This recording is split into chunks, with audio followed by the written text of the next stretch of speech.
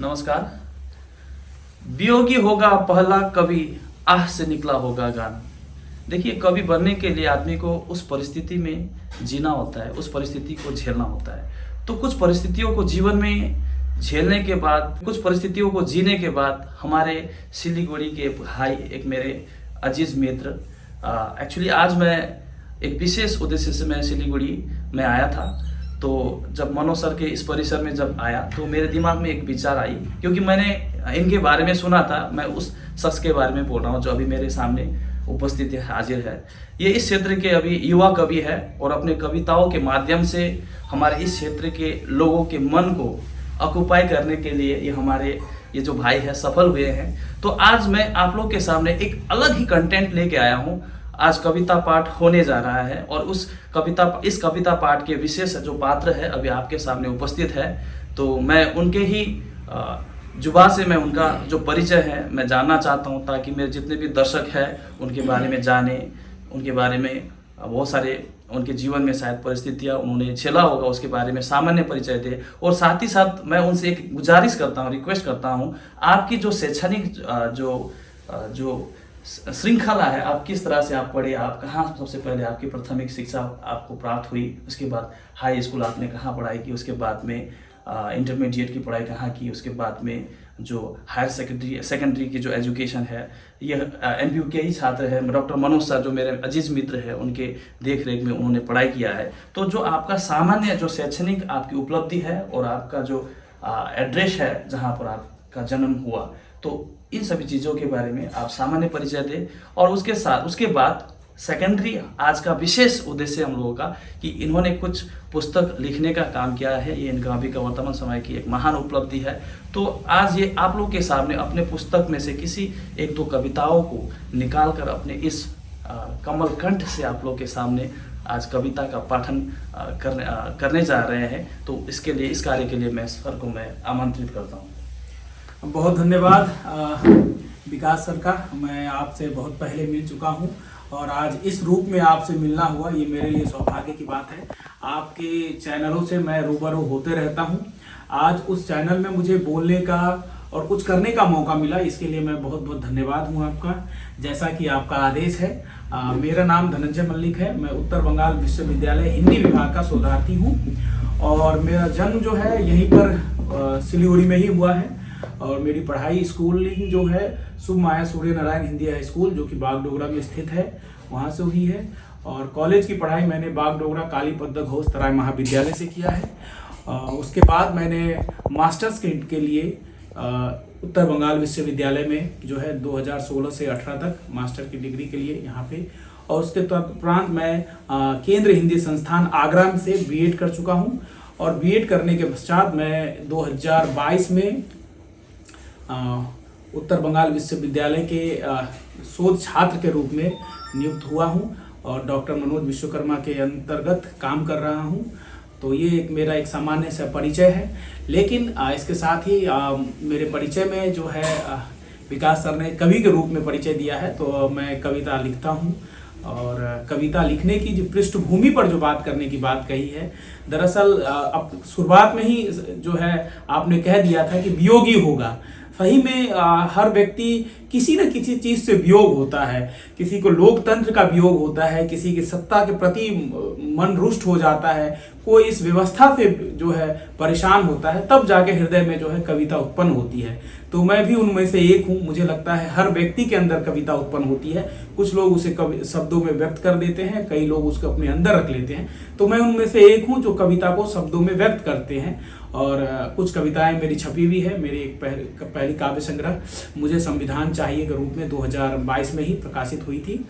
तो उनमें से कुछ कविताएं जो मेरे मोबाइल में है, और उससे पहले एक साझा काव्य संग्रह बंगाल में हिंदी दलित और आदिवासी कविता, जिनके संपादक डॉक्टर कार्तिक चौधरी और संदीप प्रसाद जी हैं, उनमें से भी मैं 2 कविता पढ़ूंगा।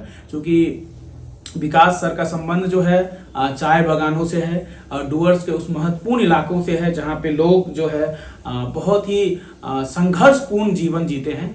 तो उन पर केंद्रित विशेष रूप से उस तरह से तो नहीं, लेकिन आदिवासियों पर ऊपर ही मेरी कुछ कविताएं हैं। पहले मैं उसको पढ़ता हूँ।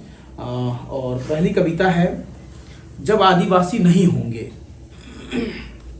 छोटी सी कविता है। जंगलों को फुसलाकर शहरों में लाने की प्रक्रिया जब पूरी हो जाएगी, तब नदियां नलों से टपकेगी, पेड़ पौधे छतों पे उगाए जाएंगे, जानवर खाल दांत और मांस के टुकड़ों में पूरी तरह से बाजार में होंगे। जब आदिवासी नहीं होंगे, तब पृथ्वी सभ्यता का कैदी होगा। एक छोटी सी कविता है, उसके बाद मैं और 2-4 कविता पढ़ता हूँ आदिवासियों के ऊपर।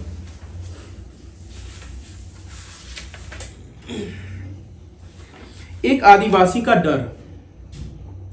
शेर बाघ हाथी जैसे खतरनाक जानवरों से मुझे डर नहीं लगता। जंगल में चलते हुए मुझे डर नहीं लगता। सांपों ने डसना कब का छोड़ दिया है। मुझे डर नहीं लगता नदियों को तैर कर पार करने में, वाह, पहाड़ों पर चढ़ने में, एक जंगल से दूर जंगल तक निकल जाने में। मुझे डर नहीं लगता गहरे पानी से घोंगा चुनने और मछली पकड़ने में, खतरनाक झाड़ियों से अपना हिस्सा निकालने में। मुझे डर नहीं लगता कुदरती जंगल में रहने में।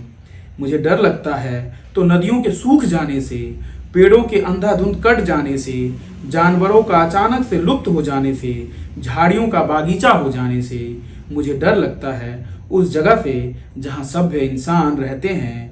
मुझे कंक्रीट के जंगलों से डर लगता है। वाह। एक और कविता है, बहुत खूब। जंगल के कवि को पैगाम।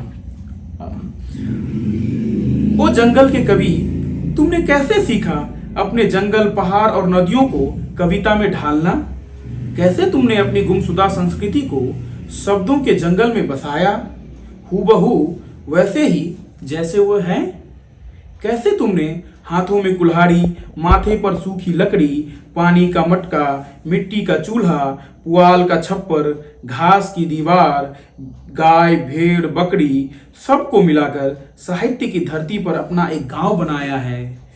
मैं स्तब्ध हूँ कैसे तुमने किताबों में बंद फूल को ताजा बनाए रखा है। बहुत खूब, बहुत खूब। अभी इन दिनों कुछ कविताएं जो मैं लिखा हूँ, युद्ध पर कुछ कविताएं हैं, मैं उसी को पढ़ता हूँ। युद्ध का जो माहौल है हमारी पृथ्वी पर छाई हुई है, जहाँ देखे वहाँ युद्ध का माहौल है, तो उस पर ही मैं एक आध कविता पढ़ता हूँ। संवेदना और असंवेदना में उलझा हुआ एक प्रश्न शीर्षक है। मेरे हाथों एक जुगनू मारा गया और लगा कि जैसे थोड़ी दुनिया से थोड़ी रोशनी कम हो गई है। मेरे हाथों एक चींटी मारी गई और खबर फैल गई कि पूरी दुनिया में अनेकता ने एकता पर एक और जीत दर्ज कर ली। जब एक चिड़िया मारी गई तो लगा कि जैसे संगीत सिसक कर दुबक गई हो ध्वनि में। मेरे हाथों एक अंकुरित बीज मारा गया और मैंने महसूस किया कि मुझे सांस लेने में दिक्कत महसूस हो रही है। जिस तरह एक जुगनू, एक चींटी, एक चिड़िया और एक बीज मारा गया, उस तरह अनजाने में नहीं मारा जाता है इंसान, बल्कि उसे मार दिया जाता है प्रायोजित तरीकों से।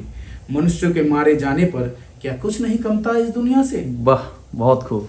भाषा पर एक है, भाषा पर भी बहुत युद्ध चलते रहते हैं, तो उस पर एक छोटी सी कविता है। भाषा और युद्ध। यह सुनिश्चित किया जाए कि भाषा के आधार पर कहीं कोई युद्ध ना हो, क्योंकि युद्ध हर भाषा में सिर्फ विनाश ही करता है। एक और कविता है, युद्ध और धर्म। युद्ध और धर्म का बहुत ही गहरा रिश्ता है। धर्म ग्रंथों में लिखा है, युद्ध जरूरी है धर्म की रक्षा के लिए। कितना अर्थहीन लगता है इतिहास इन बातों से जब यह समझ में आता है कि युद्ध के मैदान में कभी सत्संग नहीं हो सकते। घायलों की चीख से अजान मुकम्मल नहीं होती। युद्ध के बारूदों से लंगर नहीं लगते। जंगी चश्मे से देखने पर बाइबल के वचन भी परमेश्वर से दूर और जंग के बहुत करीब होते हैं। युद्ध से कुछ बचाया नहीं जा सकता। युद्ध किसी न किसी को मिटा ही देता है। धर्म जिसकी आड़ में युद्ध किया जाता है, वह भी युद्ध में मर ही जाता है। एक छोटी सी कविता है, प्रेम को वीजा चाहिए। प्रेम सरहद पार नहीं जा सकता। नफरतें जाती रही है हर बार। वाह। प्रेम को वीजा चाहिए सरहद पार करने के लिए। एक और, बाजार जब जब जंगल से गुजरता है। अब बाजारीकरण का दौर है। अब बाजार जब किसी जंगल से होकर गुजरता है तो क्या होता है? इरशाद इरशाद। बाजार जब जब जंगल से गुजरता है, जंगल के निवासियों को कुछ और कटा हुआ पेड़ मिलता है। कुछ जानवरों के शव मिलते हैं, जिनमें कुछ के खाल नहीं होते तो कुछ के दांत, सींग और नाखून। बारूदों के बिना कुछ गोलियां मिलती है, जड़ों के बिना कुछ टहनियां। कुछ घोंसलों के अवशेष मिलते हैं तो कुछ वयस्क मोर मिलते हैं जिनके पंख नहीं होते। नदियों के कुछ इलाके मिलते हैं जहां पानी नहीं होता, इकट्ठा किया हुआ रेत के टीले होते हैं। कुछ पहाड़ मिलते हैं जो जमीन में धंसे होते हैं। भाषाओं में कुछ शब्द और संस्कृतियों में कुछ संस्कार मिलते हैं जो जंगल के नहीं लगते। बाजार जब जब जंगल से गुजरता है, थोड़ा थोड़ा करके जंगल थैलियों में पैक होता जाता है। वाह, बहुत खूब। नक्सलवाद पर एक कविता, हाँ, बहुत, जो कि जिस बहुत ही इलाके से जरूरी। मैं हूँ, एक छोटी सी कविता है नक्सलवाद पर। नक्सलवाद। जब कोई नागरिक मतदाता की परिधि से बाहर निकलना चाहता है, जब कोई भूख रोटी की लड़ाई के लिए विरोध के मैदान में उतरता है, जब कोई गौन मुख्य धारा पर शोषण का आरोप लगाता है, कानून की पूंछ पकड़कर देश में तब तब नक्सलवाद आता है। एक और अंतिम कविता मैं पढ़ूंगा, युद्ध का दायरा।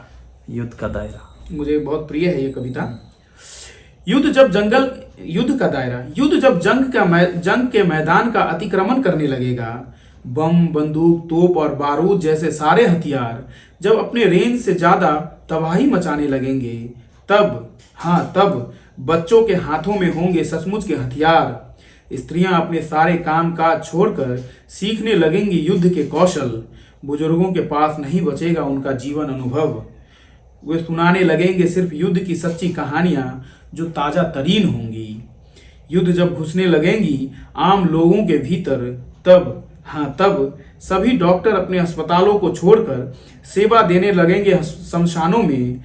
शिक्षक अपनी कक्षाओं से निकलकर बनाएंगे हत्यारे।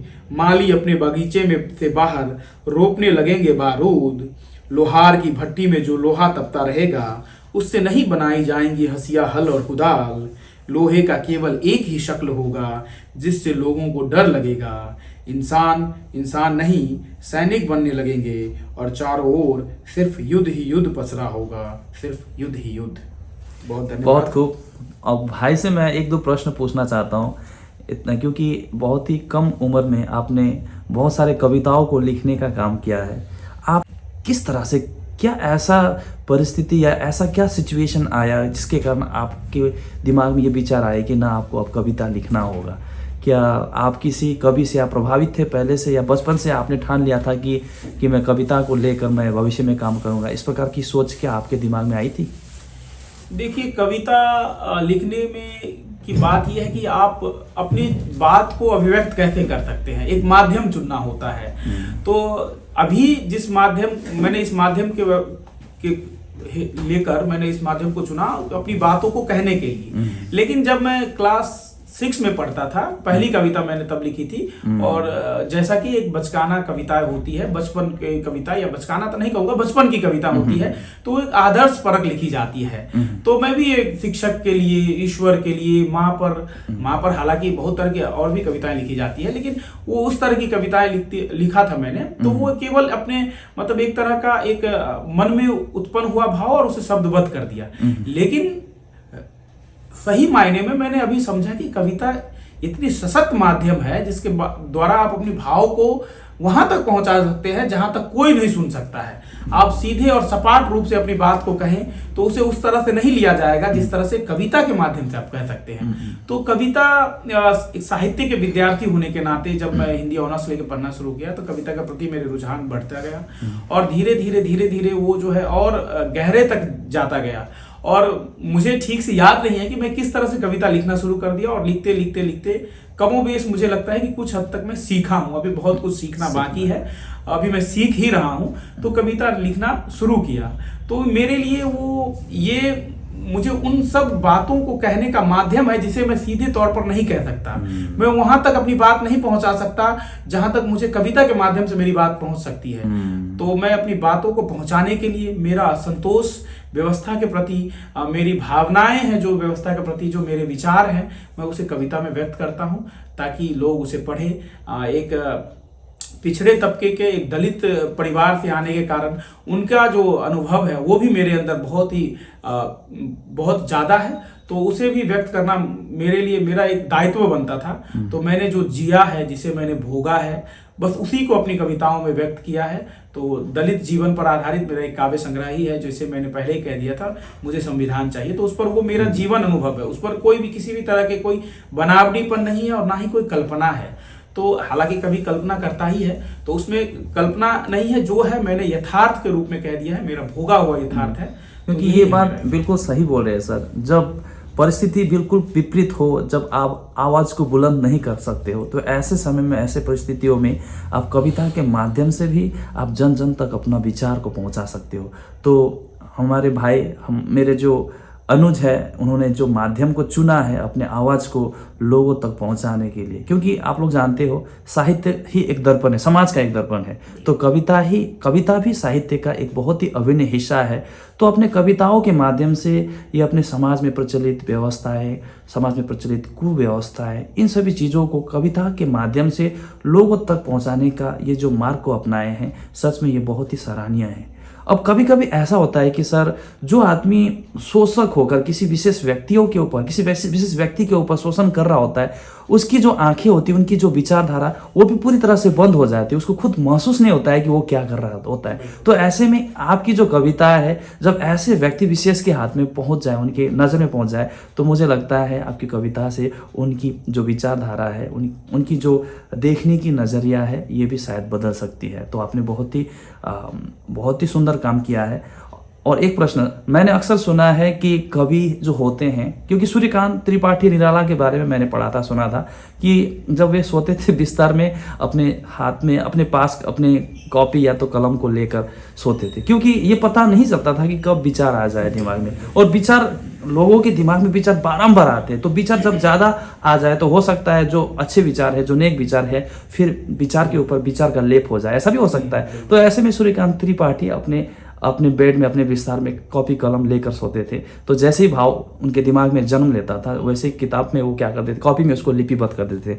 क्या आप भी ऐसे करते हो कि आपके दिमाग में कोई विचार आए तो तुरंत आप रात में 12, 1 बजे, 2 बजे उठकर आप लिखना शुरू करो? क्या आपके साथ भी ऐसा घटना घटती है आपके साथ? जी, मुझे लगता है सिर्फ मेरे साथ ही नहीं, और ना ही सूर्यकांत त्रिपाठी निराला जी के साथ हुआ होगा, जितने भी कवि है इस दुनिया में, उन सबके साथ ये चीज होती होगी। मैं जब छोटे में जब कविता लिखता था, तो मैं भी तकिए के पास, और बिजली मतलब लाइट ऑफ रहता था, मैं सोया रहता था, और कलम और कॉपी मेरे पास ही रहती थी, और अंधेरे में मैं लिख लेता था, जो विचार आया मैं लिख लेता था, सुबह उठकर उसको ठीक करना है। क्योंकि कई बार ऐसा आता है कि कोई एक भाव आपके दिमाग में आ गया, वो दोबारा फिर कभी भी ऐसा होगा कि नहीं भी आ सकता है, तो उस तरह से उसे लिपिबद्ध। अभी तो वो काम जो है कॉपी लेने की जरूरत नहीं है, आप जान सकते हैं कि तकनीक इतना ज्यादा विकसित हो चुका है कि मोबाइल है, और मुझे लगता है हर कवि के पास यही होता है, वो समय नहीं देखता है कि आपके अंदर कौन सा विचार कब आने वाला है। तो ये हर कोई करता है मेरे ख्याल, तो मैं भी इस तरह का काम किया हूँ। तो भाई, एक कवि बनने के लिए लोगों के पास जो भाव में भाव उत्पन्न होते हैं, तो हर व्यक्ति को क्या वो भाव, वो परिस्थिति उनके जीवन में आना जरूरी है? जिस विषय के ऊपर, है ना, अगर वो कोई एक कवि है जिस विषय के ऊपर वो कविता लिख रहा हो, क्या उस परिस्थिति से उसको गुजरना जरूरी है? क्या प्रत्यक्ष रूप से उस प्रकार का लाइफ जीना जरूरी है कवि बनने के लिए? जी, मैं समझता हूँ कि बिल्कुल जरूरी नहीं है। साहित्य में एक बहुत मशहूर जो मुद्दा है, स्वानुभूति और सहानुभूति।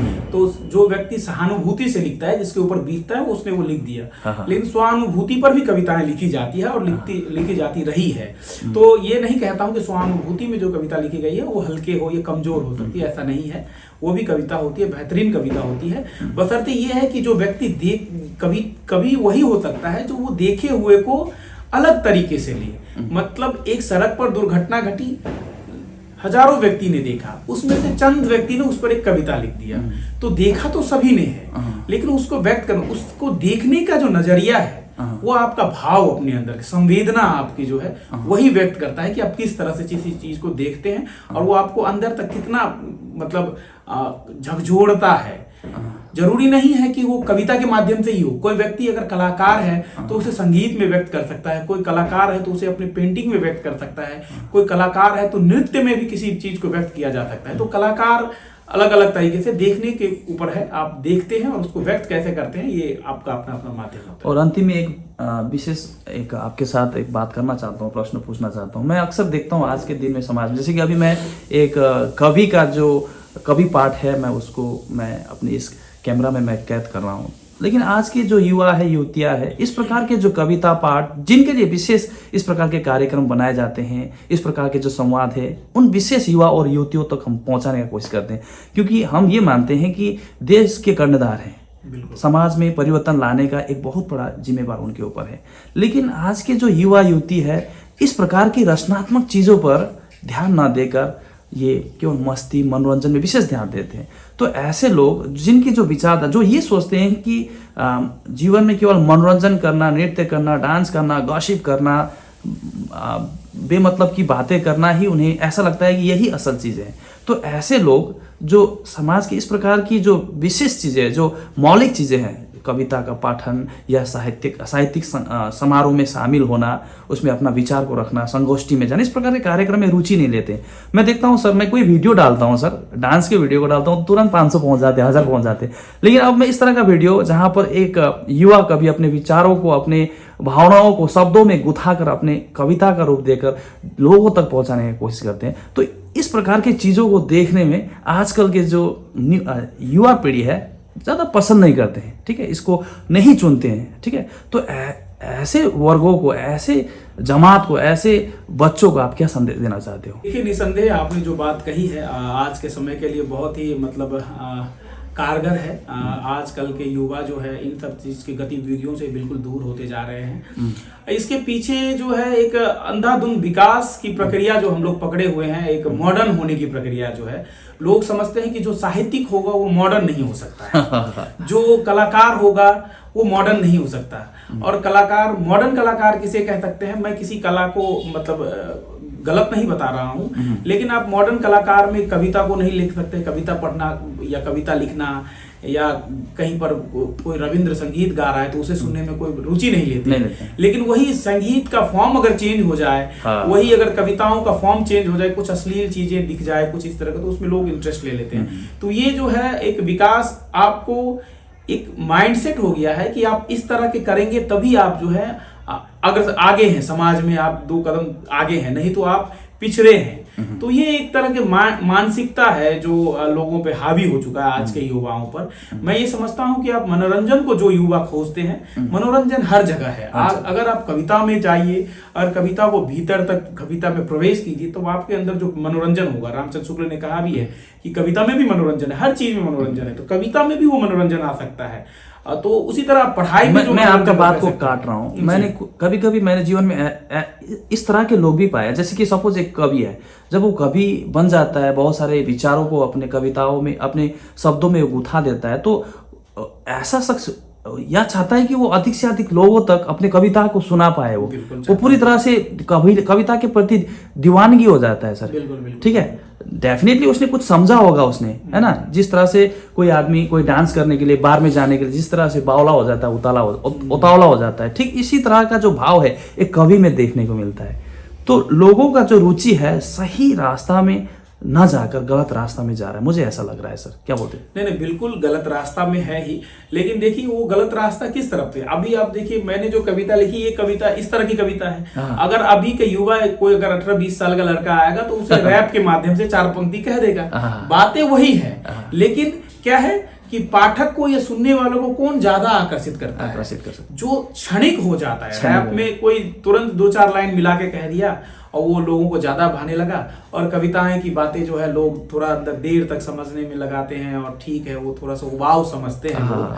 तो हर पाठक जो है कविता के प्रति नहीं हो सकता है, लेकिन हर व्यक्ति को संगीत पसंद है, लेकिन हर व्यक्ति को कविता पसंद नहीं हो सकती है। तो ये बात है आजकल की। खैर, सबकी अपनी पसंद नापसंद होती है। तो ऐसे में जब समाज के युवा और युवतियों को, जिनके ऊपर समाज के निर्माण करने का एक बहुत बड़ा जिम्मेवारी है, तो ऐसे में समाज में बहुत सारे ऐसे विकारों का जन्म हो चुका है जो उनके विचारों को या उनके ध्यान को डाइवर्ट करने के लिए लगातार काम कर रही है। तो ऐसे में एक तरफ अनैतिक बहुत सारे चीज़ें हैं, तो दूसरी तरफ हमारे समाज के कुछ रचनात्मक व्यक्तित्व है जो हमारे सामने अभी हाजिर है, उपस्थित है। तो एक विचार, एक सुविचार और कुविचार दोनों के बीच में लगातार संघर्ष चल रही है। तो इस संघर्ष में निश्चय ही अंत में जाकर, क्योंकि हम लोग इस बात को हम अच्छी तरह से जानते हैं, वाकिफ है इस बात से कि सत्यम शिवम सुंदरम, तो इस लड़ाई में निश्चय ही सत्य की जीत होगी और समाज के विकारों के ऊपर हमारे ये जो साहित्यकार है, हमारे जो कवि है, उनके विचारों की जीत होगी। तो बस इसी आशा और उम्मीद के साथ मेरे जो भाई है युवा कवि, उनका भविष्य उज्जवल हो और अधिक से अधिक कविता लिखे और उनकी कविताओं को पढ़ने का मुझे सुअवसर मिले। बस यही आशा और उम्मीद के साथ, और भविष्य में मैं भाई से मैं आग्रह करता हूँ कि मेरे डुअर्स में अगर इस प्रकार का कोई कार्यक्रम साझा करने का मुझे अवसर मिले तो निश्चय ही मैं आपको आमंत्रित करूँगा। एक बहुत बड़ा एक मंच में हम अपने विचारों को साझा करेंगे इस प्रकार के कार्यक्रम के माध्यम से। बहुत बहुत धन्यवाद। अगर अंत में आपको कुछ संदेश देना अगर आप चाहते हो मेरे व्यूअर्स को, मेरे बहुत सारे अनुयायी हैं, मेरे छात्र हैं, तो आप अपने अंतिम विचार रख सकते हो। बिल्कुल। मैं अंतिम विचार के रूप में क्या कहूँ, मैं ये कहूँ पहले तो अपने युवा साथियों से कह दूँ कि किताबों की ओर आप लोग लौटिए। देखिए, आप किताबों की ओर लौटेंगे तो बिल्कुल सब कुछ ठीक रहेगा और समाज का पूरा दारोमदार आप लोगों के ऊपर है, वो भी व्यवस्थित हो जाएगा। बहरहाल जो विकास सर के जितने भी साथी हैं और जितने भी फॉलोअर्स हैं, मैं उनके अनुरोध करूंगा कि ये बहुत ही मेहनती हैं और इनके माध्यम से जो भी कार्यक्रम चलाया जाता है वो कारगर होता है, उपयोगी है और साथ ही साथ आप लोगों के लिए, जो डुअर्स के क्षेत्र के लोग हैं जहां संसाधनों की बहुत कमी है, वहां के लिए ये उपयोगी है। तो आप लोग इनका साथ दें, समर्थन करें। बहुत बहुत धन्यवाद। बहुत बहुत धन्यवाद सर, आपको बहुत बहुत धन्यवाद सर।